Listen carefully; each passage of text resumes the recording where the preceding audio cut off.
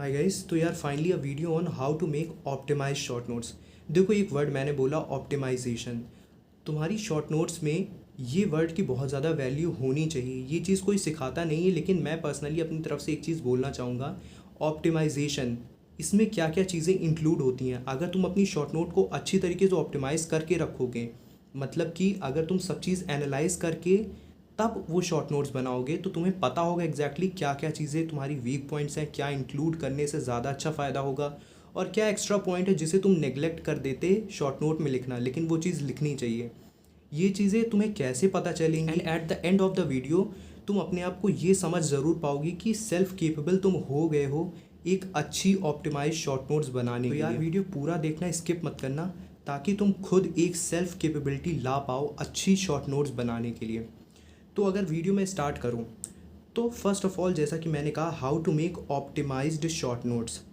और जो लोग न्यू हैं मैं बता देता हूं कि मेरे 660 नीट में मार्क्स आए हैं, 180 आउट ऑफ 180 केमिस्ट्री में हैं, और फिज़िक्स में मैंने 2 टाइम्स 150 प्लस फिज़िक्स में स्कोर किया है। मेरे लास्ट ईयर 150 प्लस थे और इस बार 160 है नीट में फ़िज़िक्स में। और मैंने इस पे वीडियो वैसे बना चुका हूँ मैं फ़िज़िक्स पे, एक बहुत अच्छा, कि मैंने डिटेल फॉर्म में क्या कुछ करा था, मुझे क्यों फ़िज़िक्स ईजी लगती थी। तो जो लोग भी इंटरेस्टेड है, मतलब जिनकी भी वीक बहुत ज़्यादा फिजिक्स है, तो वो वीडियो ज़रूर देख सकते हैं। बाकी केमिस्ट्री पे भी है इसी तरीके एक डिटेल वीडियो। और यार देखो, यही चीज़ मैं बोलूँगा कि at the end of the video तुम सेल्फ केपेबल होगे। ऐसे तुम्हें रैंडम टॉपर कि मैं शॉर्ट नोट्स पढ़ लूँ, उसने ऐसा कुछ ज़रूर लिखा होगा कि मुझे नंबर अपने आप, अगर मैं उसे पढ़ लूँगा तो मेरे नंबर ज़रूर आ जाएंगे। तो देखो, ऐसा कुछ नहीं होता।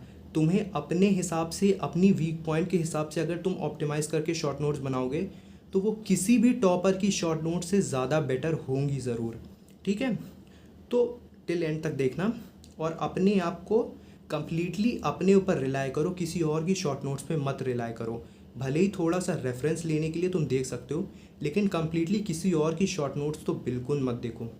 ठीक है, अब देखो टॉपिक्स में क्या क्या इसमें बात करूँगा इस वीडियो में, कि तुम्हें शॉर्ट नोट्स कब बनानी चाहिए। ये तो एक बहुत ज़्यादा मेजर क्वेश्चन है जो मुझसे इंस्टा पे भी और प्रीवियस कमेंट्स में काफ़ी ज़्यादा पूछा गया है कि एग्जैक्टली कब एक आइडियल टाइम होता है शॉर्ट नोट्स बनाने का। देखो, ये ऑप्टिमाइजेशन वाला पॉइंट इन सारे टॉपिक्स में थोड़ा थोड़ा इंक्लूडेड ज़रूर रहेगा। ठीक है, और फिर how often you have to revise, अपनी शॉर्ट नोट्स को कितनी बार मैक्सिमम रिवाइज करना ही चाहिए, और कम्प्लीटली शिफ्ट शॉर्ट नोट्स पे कब होना चाहिए, कब एक आइडियल टाइम होता है कि हाँ अब मुझे शॉर्ट नोट्स ही ज़्यादा पढ़नी चाहिए, नोट्स पे ज़्यादा ध्यान अब नहीं देना चाहिए क्योंकि मुझे नोट्स आने लगी है। ठीक है, तो चलो फर्स्ट वाले पॉइंट पे बात करते हैं कि when to make short notes. सबसे पहली और बहुत ज़्यादा इम्पॉर्टेंट पॉइंट कि don't interrupt in between running chapters. जो तुम्हारे करंट चैप्टर्स चल रहे हैं, तुम्हारे लेक्चर्स ऑनलाइन ऑफलाइन जो भी तुम करते हो, तो उसके बीच में अगर वो चैप्टर चल रहा है तो बिल्कुल भी शॉर्ट नोट्स उस समय तो बनाने की सोचना मत, क्योंकि उस समय तुम चैप्टर को सीख रहे हो, तुम्हें कुछ भी नॉलेज नहीं है कि मुझे क्या याद रहने वाला है या फिर क्या नीट के पेपर में आता है, PYQ बेसिस इसका क्या है। जब एक चैप्टर वो कंप्लीट हो जाएगा, तुम्हें टीचर बताएंगे कि बेटा ये वाला इंपॉर्टेंट है, ये वाला इंपॉर्टेंट है, थोड़े इसके क्वेश्चन करोगे, एक बार रिवीजन करोगे, तो तुम्हें ये पता चलेगा कि मेरे वीक पॉइंट्स क्या हैं, PYQ बेसिस पे क्या क्या ज़्यादा पूछा जाता है और मैं क्या चीज़ भूल रहा हूँ। अगर इन सब चीज़ों का तुम्हें अच्छा नॉलेज होगा, इसी चीज़ को ऑप्टिमाइजेशन कहते हैं। भले ही तुम्हें थोड़ा ज़्यादा टाइम लग जाएगा बाकी बच्चों से, लेकिन ये ऑप्टिमाइजेशन तुम करे होगे तो आखिरी में उन्हीं बच्चों को ज़्यादा टाइम लगेगा वो चीज़ समझने में, और ये वाला टाइम वहाँ शिफ्ट हो जाएगा, वहाँ बहुत कम टाइम लगेगा तुम्हें और बहुत अच्छे से प्रोग्रेस होगी। तो देखो, ऐसे जल्दबाजी में, हड़बड़ाहट में सब कुछ नहीं करना होता है। थोड़ा सा अगर फ्यूचर प्लानिंग करके चलोगे तो भले ही अभी तुम्हें थोड़ा बुरा लगेगा, लेकिन लास्ट तक आते आते तुम्हें इतना अच्छा फील होगा कि यार मैं ये कर रहा हूँ, बाकी बच्चे सब कुछ पढ़े जा रहे हैं तब भी उनके मार्क्स इतने आ नहीं रहे और मेरी अच्छी प्रोग्रेस हो रही है। ठीक है, तो ये बात ध्यान रखना ऑप्टिमाइजेशन। तो देखो, सेकंड पॉइंट है कि आफ्टर चैप्टर कंप्लीट, जब चैप्टर कंप्लीट हो जाए तो एक बार रिवीजन करना उसका, और फिर उसके बाद तुम्हें पता चल जाएगा कि तुम्हारे दिमाग में क्या ग्रैस्प हो रहा है, क्या चीज़ ज़्यादा इंपॉर्टेंट है और क्या चीज़ तुम ज़्यादा फॉरगेट कर रहे हो। तो ये सारी चीज़ें तुम्हें एक ऑप्टिमाइजेशन स्टेप्स की तरफ ले जाती हैं अपनी शॉर्ट नोट्स को परफेक्ट बनाने के लिए। और वही चीज़ जैसे कि मैंने बताया कि कंप्लीटेड लेट, मैंने अपनी खुद की शॉर्ट नोट्स थोड़ी लेट बनाई थी। मेरा एक दोस्त था, उसने सारी शॉर्ट नोट्स स्टार्टिंग दिसंबर से पहले ही पहले सब कंप्लीट कर ली थी, लेकिन यार आखिरी में आते आते उसका उतना फ़ायदा, लास्ट में उसके 550 मार्क्स आते थे और मेरे 650, जबकि उसके स्टार्टिंग से ही मेरे से ज़्यादा मार्क्स आते थे। लेकिन फाइनली उसने लास्ट में ऐसी क्या मिस्टेक कर दी उसे खुद नहीं समझ आ रहा था। लेकिन अगर यही सब मिस्टेक तुम स्टार्टिंग में करे रहते हो तो आखिरी में बहुत ज़्यादा दिक्कत हो जाती है, तो ये बात ध्यान रखना। तो मैंने अपनी शॉर्ट नोट्स लेट में कंप्लीट करी थी, लेकिन मेरी शॉर्ट नोट्स का एक लेवल था, बाकी बच्चों से एक अच्छा लेवल था कि अगर उसे मैं पढ़ूं तो मुझे बहुत ज़्यादा जल्दी सब कुछ ग्रैस्प हो जाता था, मुझे अपनी पूरी नोट्स खोलने की ज़रूरत नहीं पड़ती। फिर उसके बाद नेक्स्ट पे आते हैं हम लोग कि I made the best possible, मतलब मैंने अपनी बेस्ट पॉसिबल वे में ऑप्टिमाइजेशन करना सीखा था। मुझे भी थोड़ा टाइम लगा था, कोई क्योंकि बताने वाला था नहीं कि ये चीज़ इंक्लूड करो, ये चीज़ मत इंक्लूड करो, लेकिन मैं शॉर्ट नोट्स अपनी तरफ से एक परफेक्ट शॉर्ट नोट्स बनाना ही चाहता था, क्योंकि मेरे भैया ने भी बताया था कि, और मुझे भी पता था कि लास्ट में तो बहुत ज़्यादा कम टाइम मिलेगा। इतना बड़ा सिलेबस तुम्हें अभी लग रहा है, लास्ट में एक एक दो दो दिन में पूरा पूरा चैप्टर, पूरा पूरा सब्जेक्ट तुम कैसे पढ़ पाओगे?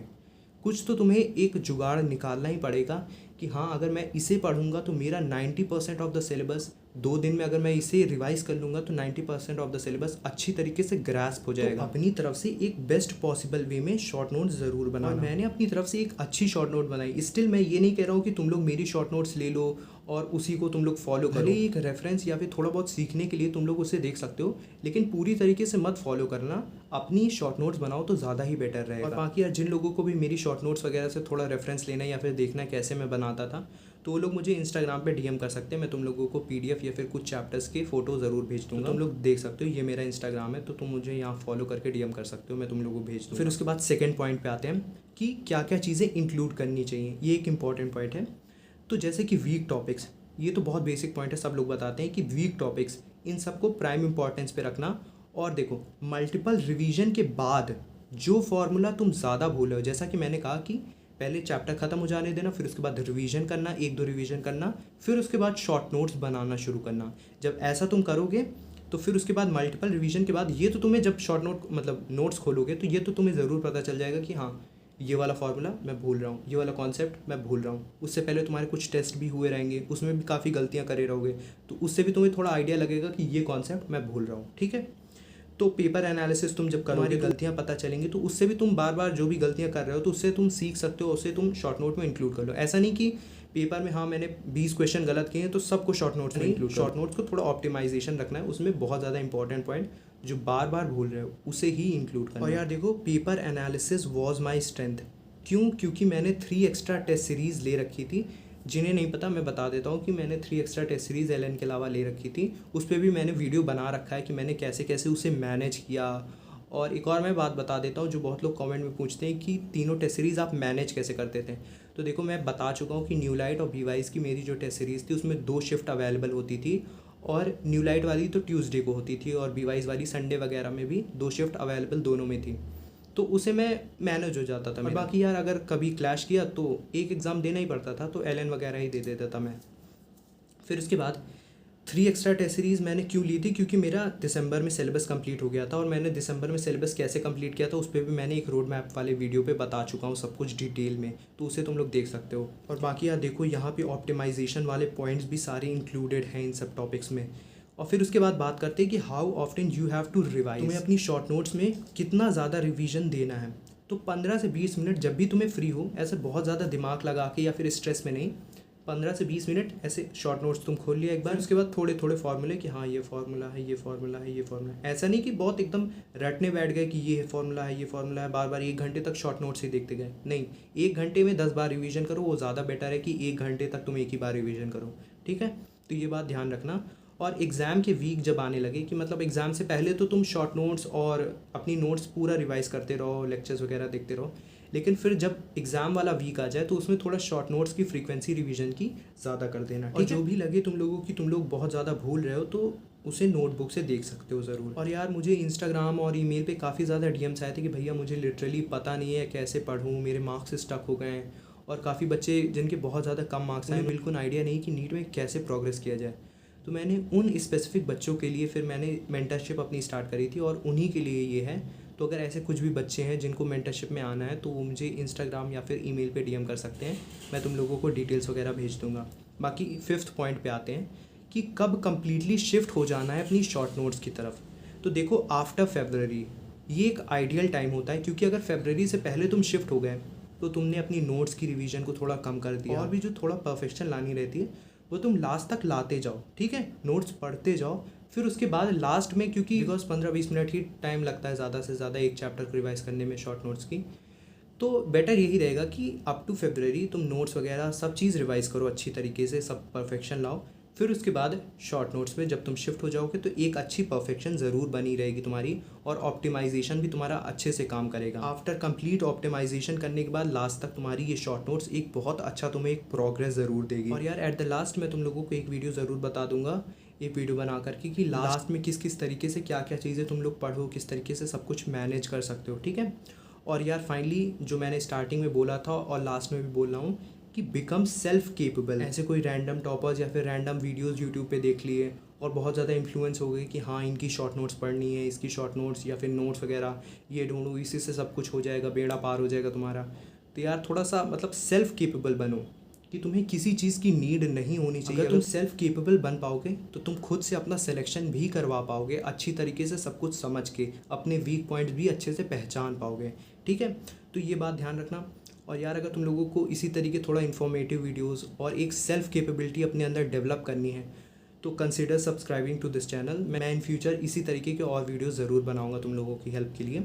और बाकी कमेंट डाउन योर सजेशंस और डाउट्स, जो भी तुम लोगों के डाउट्स हैं, मुझे नेक्स्ट वीडियो किस पे बनानी चाहिए या फिर इस वीडियो से रिलेटेड तुम्हें कोई भी डाउट है तो तुम लोग नीचे कमेंट ज़रूर कर सकते हो और बाकी लाइक कर सकते हो। और जिन लोगों को भी मेंटरशिप चाहिए हो तो वो लोग मुझे इंस्टाग्राम, ये मेरा इंस्टाग्राम है, इंस्टाग्राम पे तुम लोग मुझे डीएम कर सकते हो, और या फिर ईमेल पे मुझे डीएम कर सकते हो। मैं तुम लोगों को डिटेल्स वगैरह भेज दूँगा। और बाकी यार तुम लोग जो भी डाउट हो, क्वेरी हो, नीचे कमेंट ज़रूर किया करो। इससे मुझे थोड़ा आइडिया मिलता है कि तुम लोगों को क्या दिक्कत आ रही है, क्या स्पेसिफिक डायरेक्शन में मेजर प्रॉब्लम आ रही है, तो मैं उसे रेक्टिफाई करने की कोशिश ज़रूर करूँगा, तुम लोग समझाने की ज़रूर कोशिश करूँगा।